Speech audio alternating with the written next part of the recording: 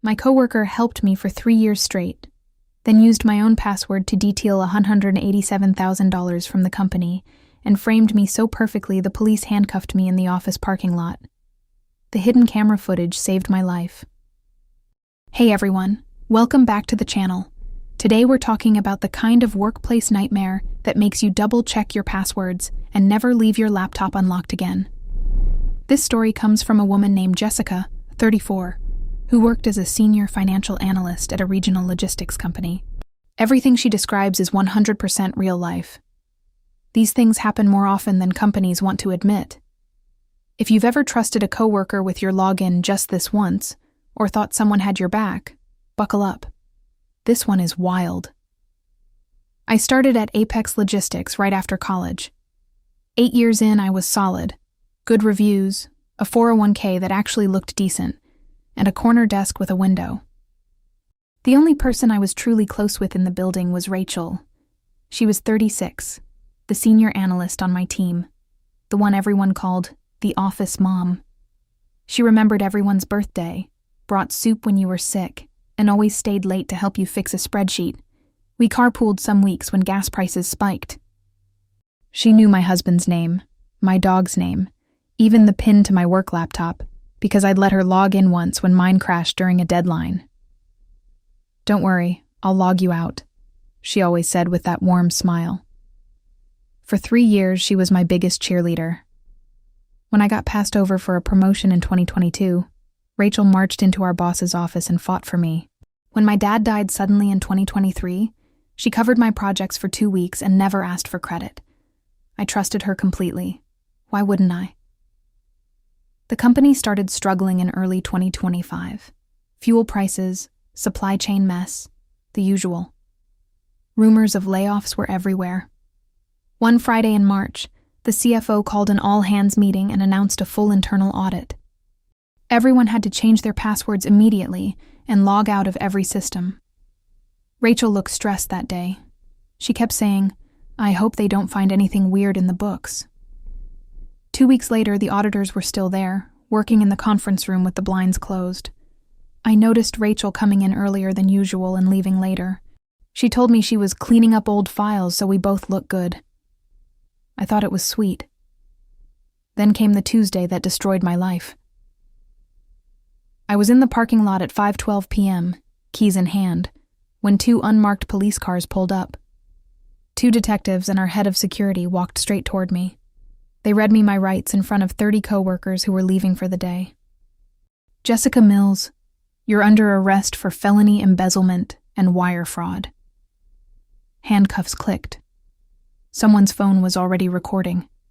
I was crying so hard I couldn't breathe. They said $187,000 had been moved out of the company's vendor accounts over 14 months.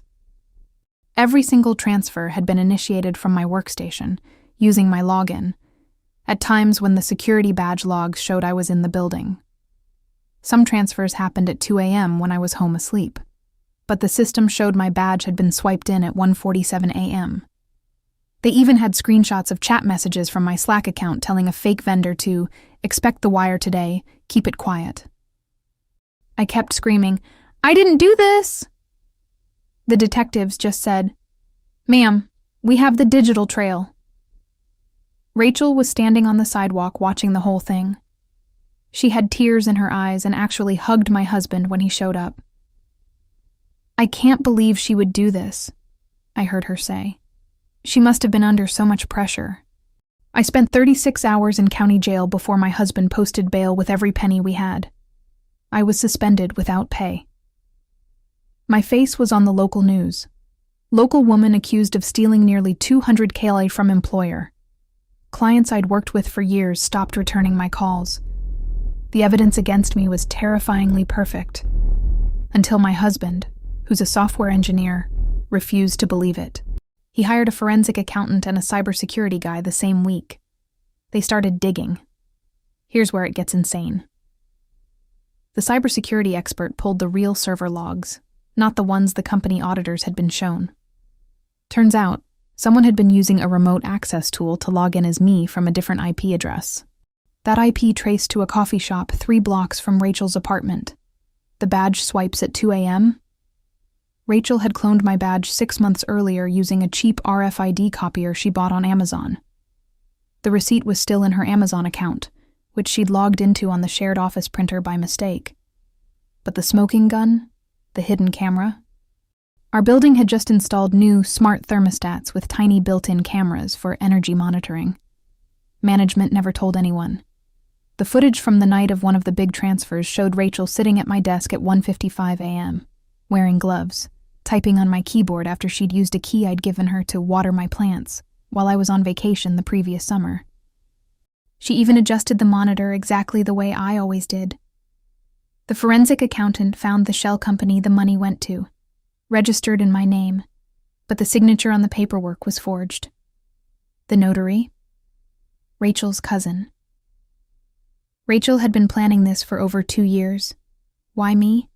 Because I got the promotion she wanted in 2022.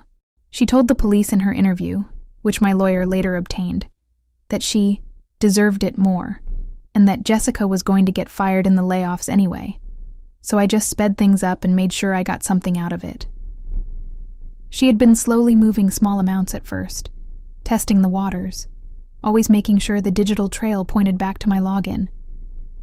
When the audit was announced, she accelerated everything and made the final big transfers so the numbers would be too big to ignore.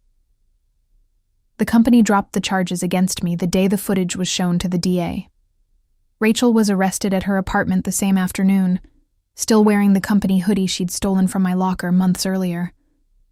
She had $43,000 cash in shoeboxes under her bed and had already booked a one-way flight to Mexico for the following week. I got my job back with full back pay and a quiet settlement. Rachel is facing 12 to 20 years. Last I heard, she's still telling people I set her up because I was jealous of her.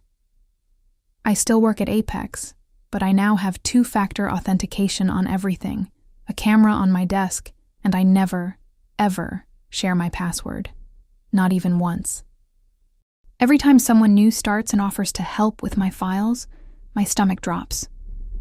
The craziest part? Rachel still sends me letters from jail.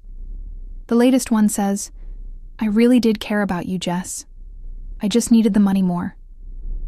If you've ever had a coworker who was a little too helpful, a little too perfect, or asked for your login just this once, trust your gut. Sometimes the person who brings you coffee every morning is the same one who will watch you get handcuffed without blinking. Drop your own insane coworker stories in the comments. I read every single one. Have you ever been framed? Had someone steal your identity at work? Or worked with someone who turned out to be living a double life? Tell me. You're not alone. And sometimes the quiet ones in the cubicle next to you are the most dangerous. If this story made your jaw drop, smash that like button, subscribe for more real-life workplace nightmares, and turn on notifications so you never miss one. Thank you for watching. Protect your peace and your passwords out there.